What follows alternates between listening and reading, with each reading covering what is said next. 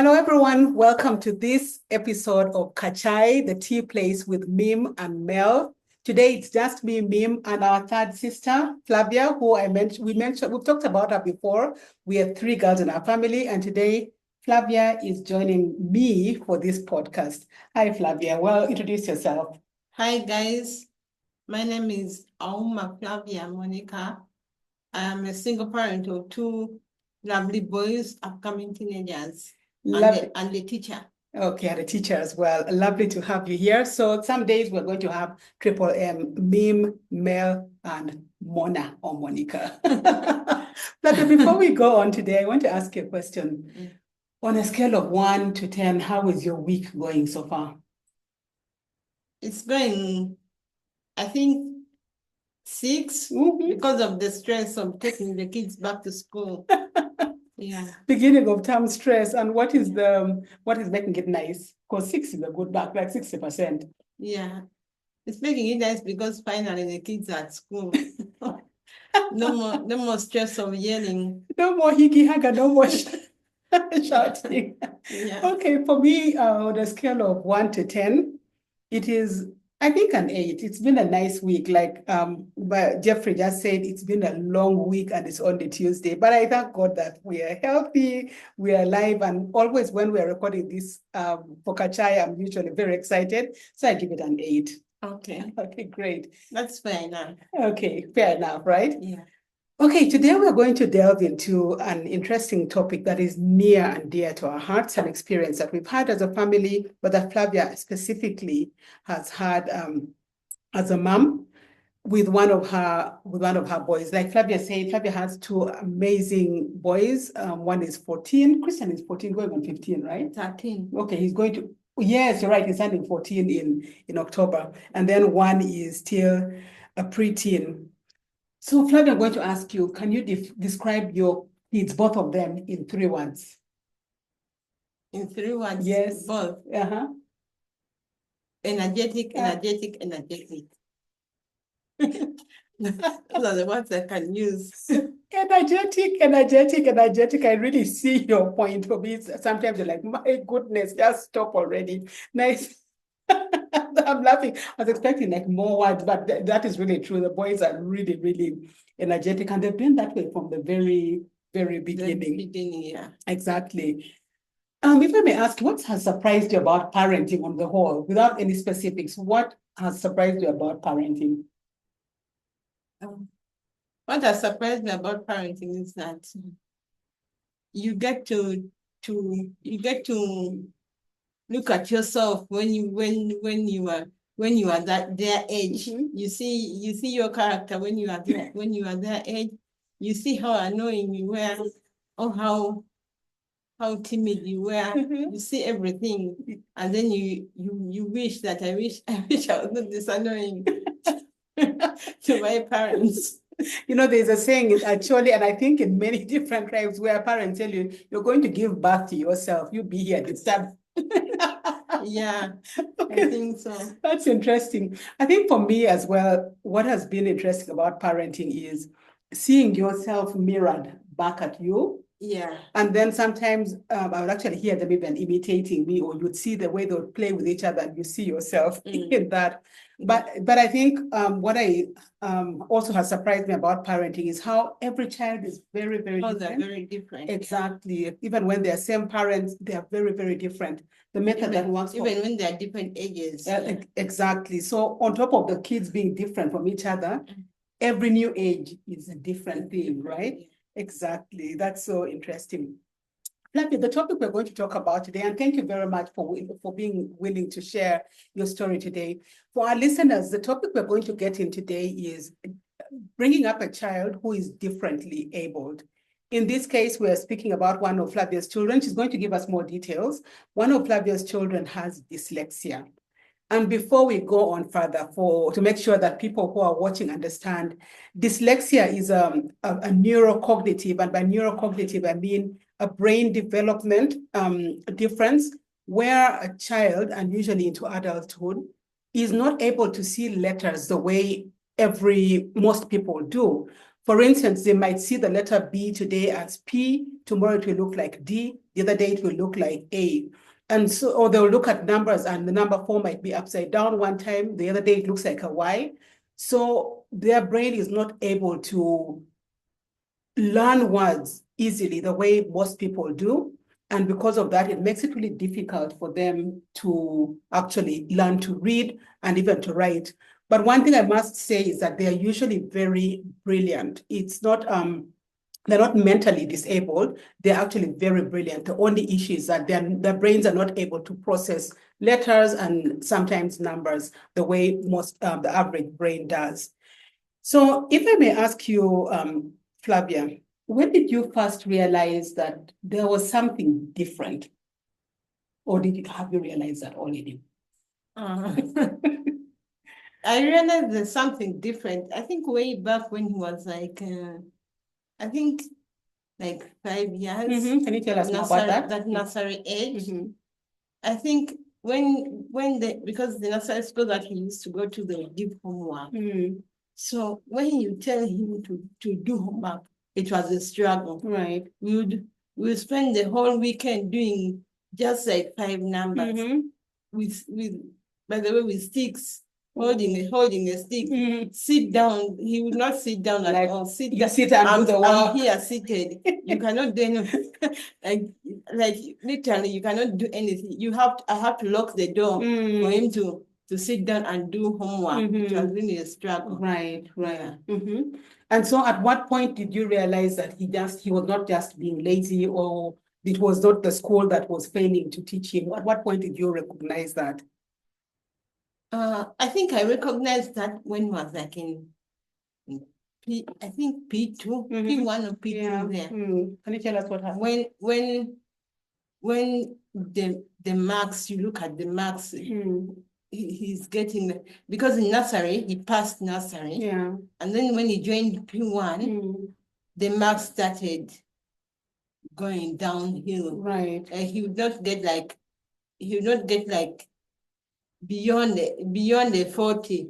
Actually, even getting a 40 was the struggle. His marks were like in the teens, like 10, 11. Wow. The highest you get was 20. Oh, wow. So that's when I realized that there is a problem. Yeah. Okay. And when you noticed that there was a problem, did you speak to the school? What did you do? To be nice, you just take us through what you did next. First of all, I told the teachers. That is there a way like to help him out, help him learn how to read and help him to fit in with the others. Right. I think he was like being bullied or something. Oh dear. Like that. Yeah. Right. So. Yeah, and I think that is a common thing. Children can be ruthless, and I think it's a natural thing. When children notice that one child is not like them, many times they don't involve them. And I really think it's up to the adults in that community to make sure that children accept every child that is in their community. So Flavia, has Christian been officially diagnosed? How did you get to know that the issue he was struggling with was actually dyslexia? My God, the handwriting is another thing. I'm struggling. Even up to now, I'm still struggling with that handwriting. Can you say more about that? The handwriting is, I don't know how to describe it, but they are big. Yeah.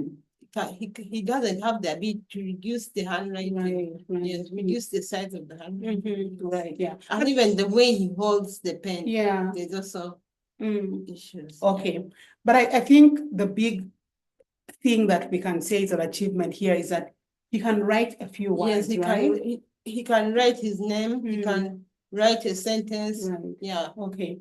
And I think what is happening in this case is because his name is something that he writes often, he has mastered the ability to do it. Write it. If you tell him to write his name, he'll write. Yes. But I've noticed that sometimes when you ask him about a particular letter in his name, he might not recognize the letter, right? Yeah. His struggles are on, actually, let me first say his struggles in the alphabet. Yeah. B, P, actually B, D, P, Q. Those are his struggles. Right. So when you're writing P, where does that circle first? where, because if you write P, Yeah. the circle will face the side of Q. Mm-hmm. If he writes Q, the circle will face the side of Right. P. Right. If he writes D, Mm-hmm. the circle will face the side of B. Mm-hmm. And if he writes D, the Mm-hmm. circle will face the side of B. Okay, so his brain has not yet at this age locked in the fact that B should face a specific direction or P should face a specific direction, and which is really expected, right? The child with dyslexia. When did you get a formal diagnosis? Like going to a doctor and they told you this is the issue you're dealing with. Do you mind sharing that?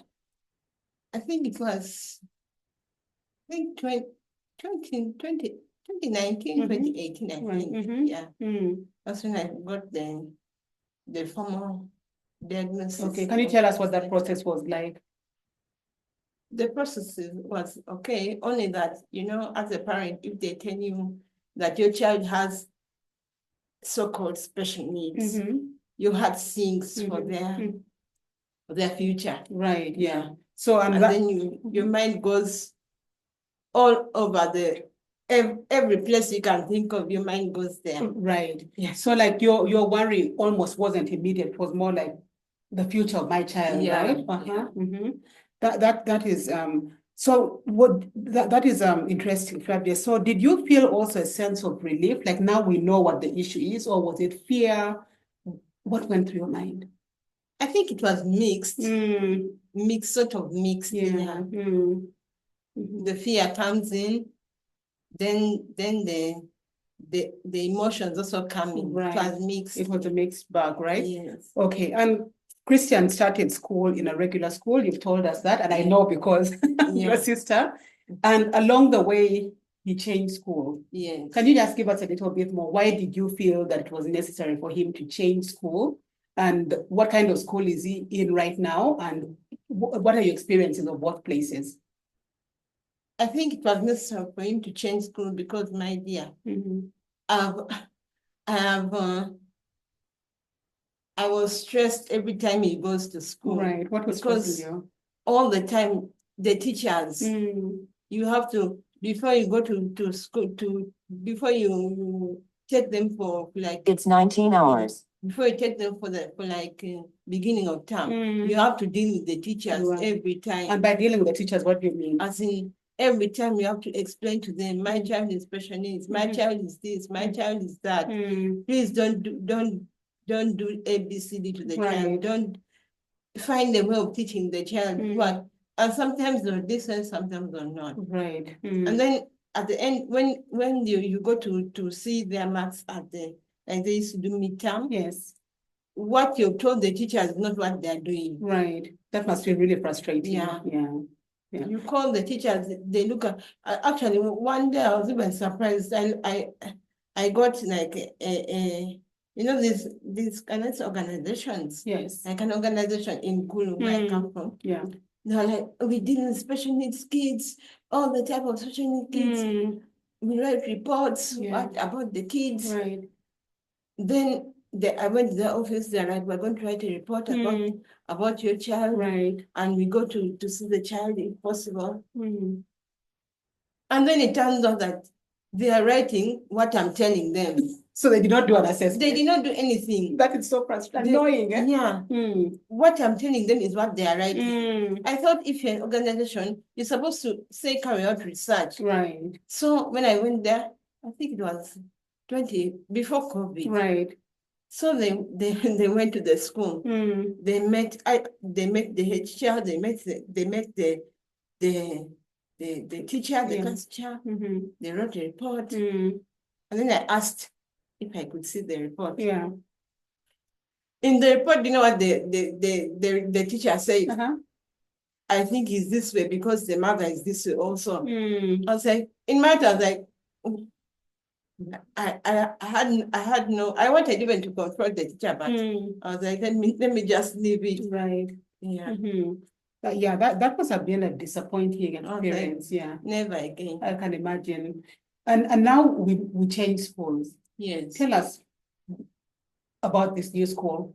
I think he's doing fine in this school because he tells me that finally I'm in a school where I'm not alone. I'm not alone being transcribed to. Right. I feel like. Can you explain to the listeners what the word transcription means? You say that I'm not the only one being transcribed to. What do As you mean?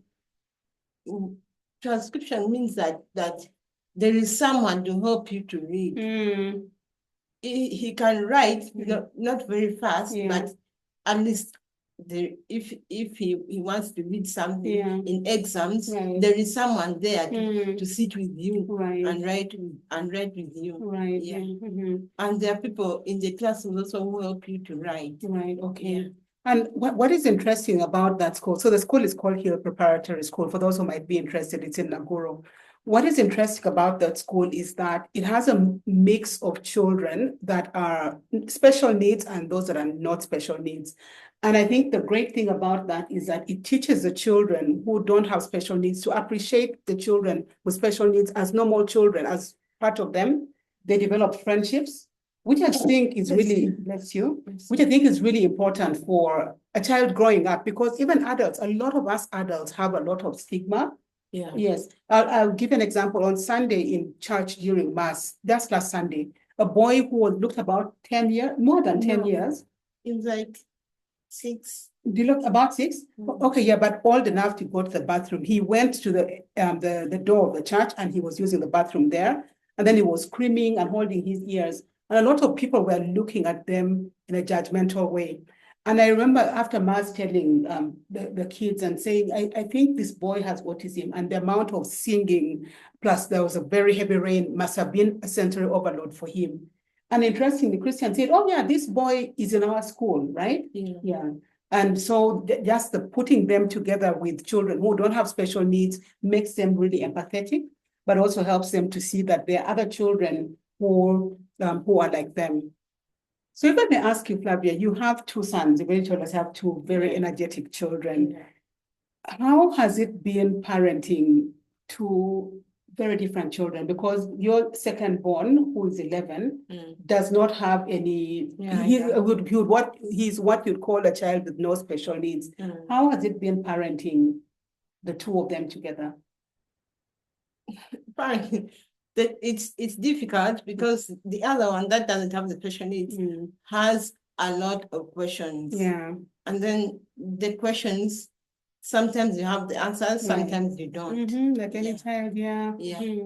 So that's what I can say. Right. And how has their relationship evolved over time, the 2 boys? Do you see, what do you see? Tell us. Right now, their relationship is okay, but right now they are at the stage of fighting. So I cannot really, I cannot really say that their relationship is there, but right now they're at the stage of fighting. They fight for everything. Reporting. That's what I remember one time I was saying, Mommy, Jason likes reporting. Yeah. I don't know if they ever outgrow that. Lisa is 17 and she also still reports and I don't think so. Outgrow that. Maybe until they're 30 or something. It's a kind of madness. Oh, that's really interesting. But what you notice that is special on the about Christian, like what gifts do you see that he has? I think the gift he has, I think he likes cooking. He likes cooking a lot. And then also he likes animals, because we'll be there sitting and it starts those random conversations about birds, about elephants. You pick any topic. Yeah. Okay. And I agree with you. He's extremely intelligent. One time I was saying, this boy is probably one of the most intelligent, if not the most intelligent in his school. Because I noticed when he watches TV or he watches YouTube, first of all, he watches like very educational topics. He likes documentaries. Yes. And then he really picks and he really learns, and he's so willing to share whatever he's learned. And then he also loves sports. I see him playing sports. Yeah. And I feel like the new school has opened him up. He's more confident in himself. He has friends. He's not being bullied. Yeah. That is a very interesting thing. Flavia, how have you grown as a mother with this experience of yours?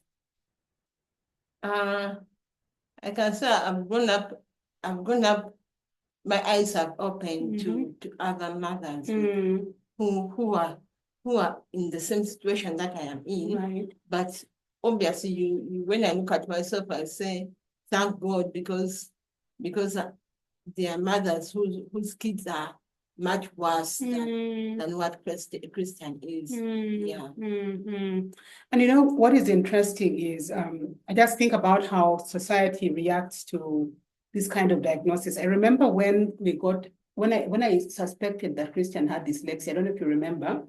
And when I told our parents, I was like, you know, I think Christian could have dyslexia. And the initial response was, it is not possible. And then I remember saying, if you look at our family history, we have people who really struggled with school. Yeah, we have including me. I really struggled with school. Yeah. I hated math. Right. Pick up the word hates math. I hated math. Math was my nightmare. So yes, so just looking through, and I remember mommy always told us about one of her siblings who didn't want to go to school, not because she didn't want to, but because it was so hard for her to pass and she would rather do housework at home. We had a cousin grow up with us who just could not, seemed unable to learn in school. And so just looking at that pattern. By the way, even I think Jackie had it. Remember Jackie? Yeah. I think she had. So looking at those patterns and saying, you know, we actually see a trend in the family that is actually been there. And so recognizing that there's nothing stigmatizing about having this diagnosis. No one has earned it, and just because you have it doesn't make you abnormal. I think it's really important. And a lot of society denies it, not because they want to, but there's that fear associated with it. The question is, they think it's because the stories I've heard is like they think witchcraft. So people think someone has been shaking or things when you're expecting they are pouring bones in the corner of the house. Yeah, so there's that stigma that that society associates it with. But when we embrace it, you see, I feel that when we embrace and recognize there was something different, we were able to find a solution, right? If we had remained in denial, probably he would still be struggling in the school that he was in before. So there is that level of embracing. And I think for me, what Christian's diagnosis led me to do was to read about people with dyslexia. I knew about dyslexia as a medical person, but you know, it's different when you know it as somebody else's issue. But someone now else, the neighbor has it, that's their issue. Exactly. But now you're like, this and is then in our this home. one enters in the home. Absolutely, yes. And I found out that there are some crazy people with dyslexia out there. People like Steven Spielberg, one of the most renowned movie writer and producer ever. The man who produced things like the Holocaust, things like Star Wars. The man of Virgin Islands, what's his name? I forgot it. Branson. He's also dyslexic. There's a cook, a chef that we really liked watching called Jamie Oliver. He's also dyslexic, and he's written so many books, interestingly, right? Because technology now allows people to speak to the gadget. Like you can speak to your computer now and get something written. So we should not be afraid. We shouldn't be discouraged. So, Flavia, if I may ask you, what is your outlook for Christian going forward? Like, what do you see his future like, especially with the changing technologies, but also now seeing how he's changed in this new school? I think right now he has a bright future. That's what I think. How is the fear scale now? It is reducing. Yes. Yes. So it is all not just gloom and doom, right? No. Yeah, okay. So Flavia, what would you tell people listening who have a child that is differently abled? I don't like to call them disabled, they're differently abled. What would you tell, first of all, the parent of the child? And then I want to hear from you. What would you tell that child?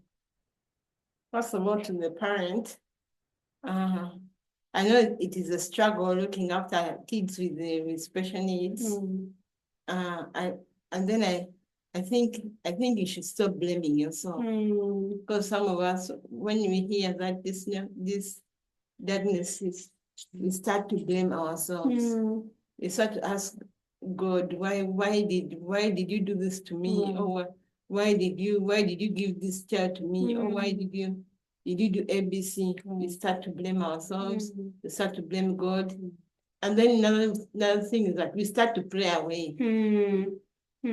We go to the pastor, we go to the priest. Please pray that my child may get healed from this sickness. Right. Is it a sickness? I don't know. Get healed from this sickness. He has autism, he has dyslexia, he has these special needs, he has that, expecting that the pastor is going to heal that child, not knowing that it's like if you get to say pressure or something, it is for life. You cannot pray it away. Yeah. And I think the important thing is looking for the blessing. In all of that. Look for the positive thing that the child can do. Right. Yeah. Because there's a risk. Stop painting at the negatives only. That's a really good point. Because the risk that we focus on the disability, and then we miss the strength that the child has. Right. Right. It's like if your child has what's this is called? Which one? Albinism. Yeah. Or Down syndrome. You cannot pray that away. That is for the rest of their life. How can you, if I have albinism, how can you pray that God return the skin color back? That cannot happen. That is for life. Right. They were born like that. So looking for the blessing in that. What would you tell a child? Let's imagine there's another little girl or little boy, a Christian that is listening in today. What would you tell them? I'll tell that child that, like, all hope is not lost. Yeah. Okay. And they should love themselves. They should love themselves. And what would you tell yourself? I'll tell myself that the struggle continues. A luta continua. The struggle continues. For greater horizons. Like I'm watching kitchens. Yeah. The struggle continues. Yeah. Thank you. We learn new things every time. So right. Yeah. So it's a process, right? Yeah. Yeah.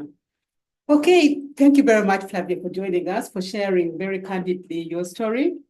You have two amazing boys. It's just nice to see them playing together with ours, like a group of mad people and eating us, almost eating human beings. They eat so much, especially everything in the house. Exactly. And beginning to eat their grab even before they pack it for school. So thank you so much for joining us. We just wish you, Christian and Augustine, the best.